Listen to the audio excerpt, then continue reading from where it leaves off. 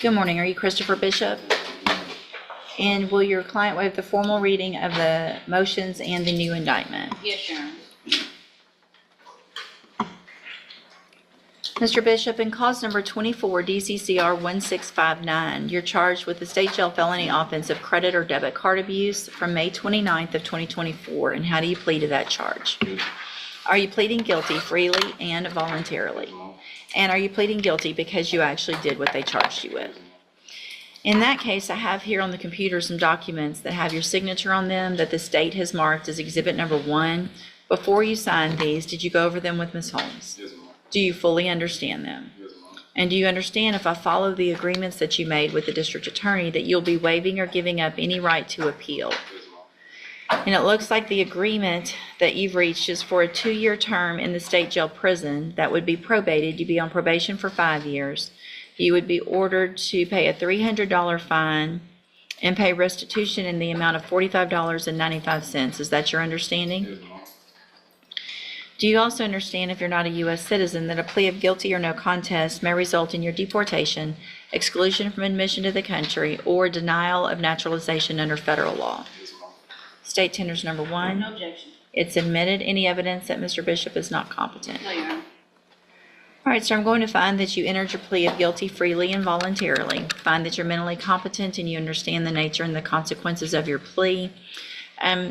So is there any reason, I see probation's here to get a pre-sentence report. It looks like the other cases are all to be continued. Is that correct? Yes, ma'am. Any reason to get a pre-sentence report? No, ma'am. And for probation, you're in agreement with all of this as well? Okay, so I'm going to, yes, ma'am. I believe we abandoning count 1. Hold on, I'm not there. Let me get done with this new case yet, and then, yeah. I'm going to, again, find that you entered that plea of guilty freely and voluntarily, find sufficient evidence to find you guilty, and at this time, find you guilty of credit or debit card abuse, sentence you in accordance with your agreement to a term of 2 years in the state jail prison, but probate that for 5 years. You're ordered to pay a $300 fine. You're ordered to pay that restitution in the amount of $45.95 and follow all of the rules and conditions of probation. If you do that, then for all practical purposes, your case here in court is over and you'll be able to serve that 2-year sentence while you're out on probation. The other side of that, though, is if you violate any condition of probation, you could be brought back into court, you could be found guilty, and, you could be, your probation revoked, and you could go to state jail prison for that 2 years that you've already agreed to. Do you understand? Yes, ma'am.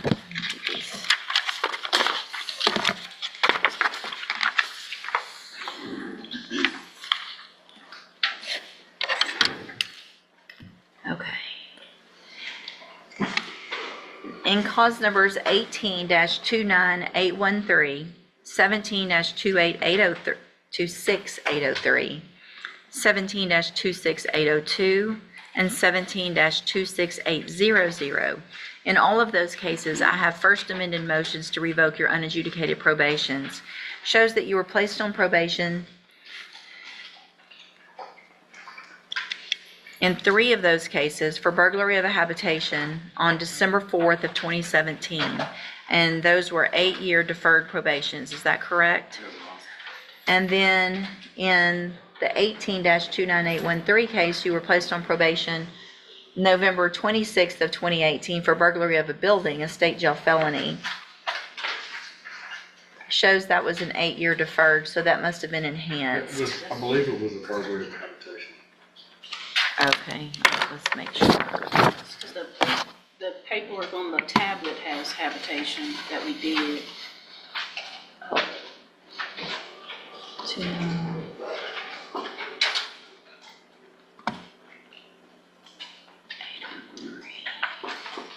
Nope, that's not it. PSI shows it was burglary of habitation. Let me look back at the actual plea documents and stuff like that real quick.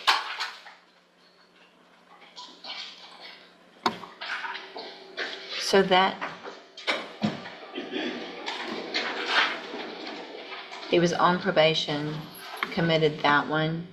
This And one got- was done a month before the others, but it wasn't indicted until afterwards. Okay, thank you.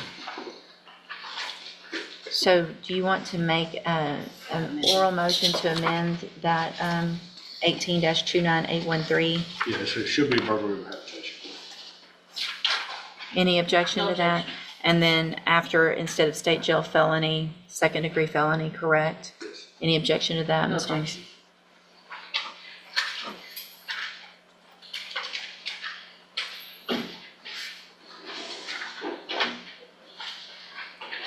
Okay, so in that final case, you were also placed on 8-year deferred probation for the second degree felony offense of burglary of a habitation. Is that correct? Yes, ma'am. Okay. Now, each of these allege that you violated your probation. That's abandoned count 1 in each case. All right. This is dismissed. Thank you, sir.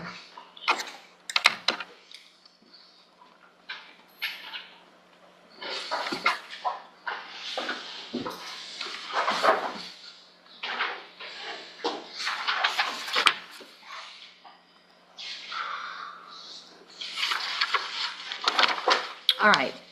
The state's elected to abandon count 1 in each of those cases. Count 2 in each of the cases alleges that you failed to work faithfully at suitable employment and provide verification of that to probation. And is that true or not true? That's true. Count 3 in each case alleges that you tested positive February 8th, March 18th, June 6th, June 11th, July 1st, and July 11th for tetrahydrocannabinol. And is that true or not true? That's true. Count 4 in each case alleges that you failed to submit to a substance abuse assessment and follow the treatment plan. Is that true or not true? That's true.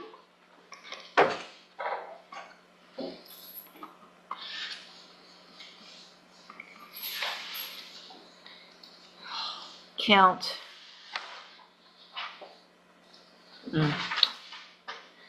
Count 5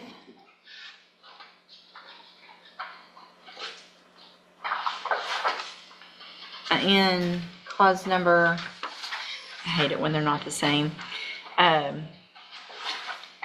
5 in clause numbers 17-26803 and 17-26802. In each of those cases, count 5 alleges that you're behind in your court assessed fees. And is that true or not true? That's true. And then count 6 in those 2 cases, count 5 in the other 2 cases alleges that you committed the new offense of credit or debit card abuse on May 9th of 2024. And is that true or not true? That's true. Did you enter your pleas of true to all of the counts except 1, which was abandoned, in all 4 of these cases? And did you plead true to those counts because they're actually true? Yes, ma'am. Give me just a second. Get organized here.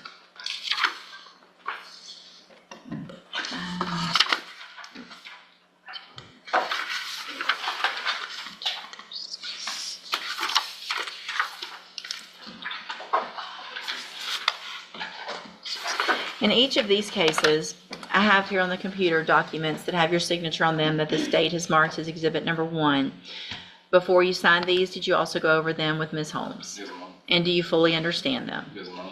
And you understand also if I follow these agreements, you'll be waiving or giving up any right to appeal. Yes, ma'am. And it looks like the agreements is that you would remain on probation. I would continue your probation. I would extend it in each case for 2 years. I would order as a condition of your probation that you enter and successfully complete the substance abuse track of ISF, and that when you get out, you would go through the JCDI program as your aftercare. Is that your understanding? Yes, ma'am. State tenders number 1 in each of those cases. No objection. It's admitted in each of those cases. Let me get caught up here. In each of your cases, I'm going to find that you entered your pleas of true freely and voluntarily. Find those counts true. Find sufficient. This is the turning point. The judge has legal grounds to revoke everything multiple cases, multiple admissions, and still chooses not to. That's not leniency. That's the court saying this is your last clean exit interview. Find sufficient evidence in each of your cases to find you guilty and revoke your probation, but I'm not going to do that. You're getting a great opportunity today. I'm going to continue you on each of those probations. In each case, I'm extending your probation for 2 years. I'm ordering as a condition of your probation in each case that you enter and successfully complete the substance abuse track of the ISF program, that you successfully complete the JCDI program and follow all of the rules and conditions of probation. I'm also going to order, well, I'll get to that in a second. In these 4 cases, you're still on that deferred probation, which means you don't have these felony convictions. Take advantage of this opportunity. Because these are deferred cases, he avoids felony convictions for now. But the warning is clear. Mess this up again, and he could be looking at up to 20 years. Is this a second chance? Or a ticking clock in review? Opportunity, get back out, get on the right track, and you'll never have these convictions at the end. The cases will be dismissed if you're successful. But as a reminder, if you violate again, you'll be right back in here. It's very unlikely that you will get the same opportunity again. And in these cases, if you violate, you could get up to 20 years in prison. Do you understand? All right. Now I want to go back real quick in cause number 24 DCCR 1659, which is that new case. I'm also going to order as a condition of that probation that you enter and successfully complete the substance abuse track of ISF. I want it ordered in all of the cases. It just keeps it a little cleaner as well. And also the same JCDI program when you get out. Do you understand? In just a second, I'm going to hand you, did I print one yet?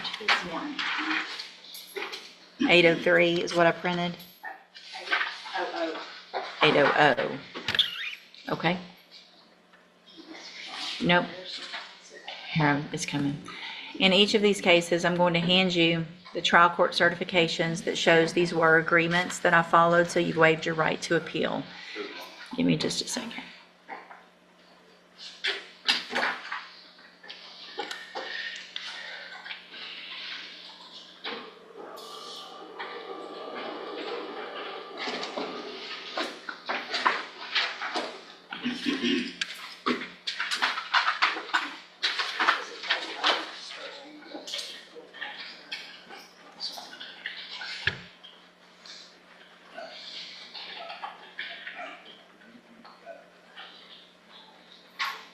Appeal rights. No firearms, no excuses. The judge just laid out the rules in plain English. From this moment on, every decision he makes determines whether he walks free or comes back in chains. It's taken it a very long time to go from here to there.